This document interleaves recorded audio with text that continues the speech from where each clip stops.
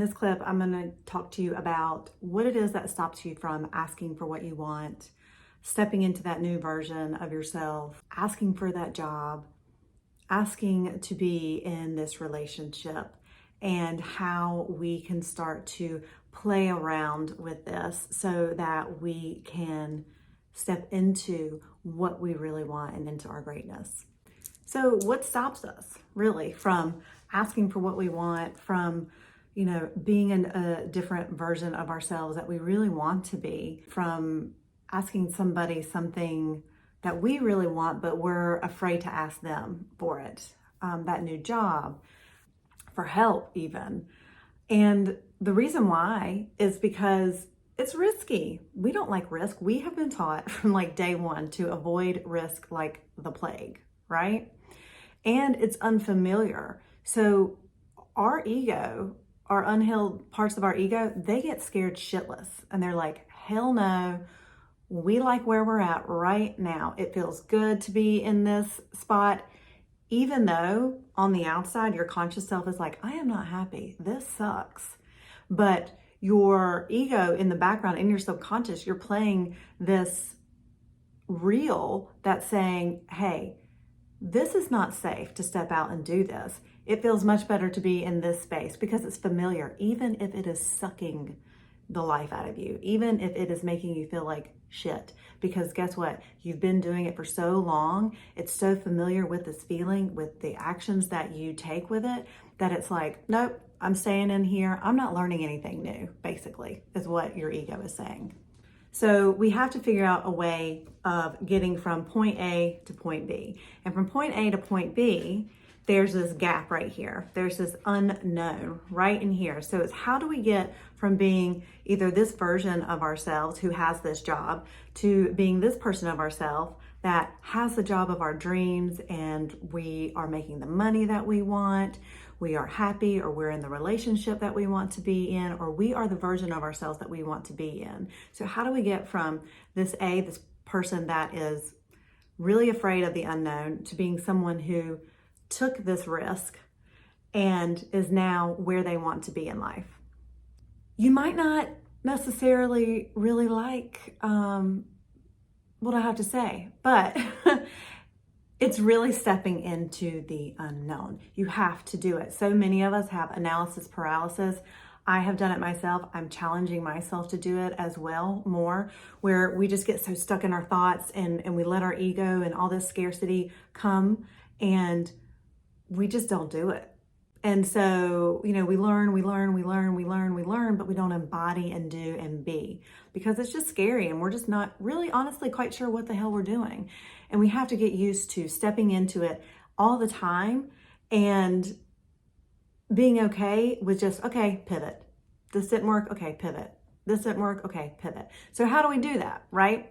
So we don't have to make these huge steps right away, but we can daily make little steps of getting into the unknown. And it's kind of like in a way of desensitizing yourself to it. You're still going to probably get like jitters and butterflies and things like that when you're doing the unknown, but you're going to do it in other ways so that your subconscious is like, okay, we've done this before. It's not as bad as we thought. Like the other day, my son had to get a shot. He was so worked up. He was so scared. He was trying to like pinch himself to see how it would feel. He was really freaked out about it. He hates shots. And when we got there, he kept asking, when are you going to give me a shot? When are you going to give me a shot? When are you going to give me the shot? And he was like, Mom, hold my hand. So I had to hold his hand. They gave him the shot and he was like, I didn't even feel it. That's kind of like what we're going to be doing here with our subconscious and the ego. So to start out, if this is something that you really want to step into, you want to step into this like where you are now to where you want to be, set the intention daily. I'm going to step into the unknown. I'm going to step into a little bit of uncomfortableness, a little bit of tension, something that like makes my heart flutter a little bit, and asking for opportunities for this to happen for me to take these inspired actions to step into the unknown. So we're just going to dip our toe in it. We're not going to like dive fully in, because then that will just completely freak you out. So some of the things that you can do, things to kind of get you into this is, especially if you're like a type A person, let things just go. You know, if you're like, okay, I'm the one who is like, okay, I have to do everything. Everything has to be done, or I can't relax. Let it just be done. If you're the one who's like, I have got to not let it be done, just let it go.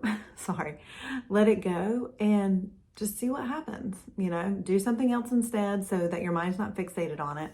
Or if you're the one who has to have everything right and you tell your partner, okay, this has to happen, this has to happen, this has to happen, and you're very structured and regimented, try not being structured and regimented. Try just letting one thing go that you normally would be like very picky and nitpicky about. And a lot of this too is awareness. And so you can start out your day and choose, okay, this is something that I'm going to let go of today if this comes up. This is something I'm going to step into if this comes up today. So really like setting yourself up for these wins, right?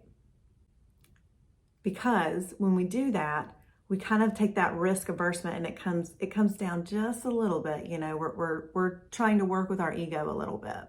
Another thing you can do is you can raise your hand. If somebody's like, I need a volunteer, or you're like, oh, I don't want to do it. Raise your hand. Go up to somebody you don't know and talk to them. Ask someone for something. So if you're scared to ask someone for something because you're afraid they're going to say no, or you're afraid it's going to start a fight, or you're afraid of whatever it is, ask. Just ask. Here's one that the men will like. Do something different with your partner in your sex life. It's a bonus for both of you.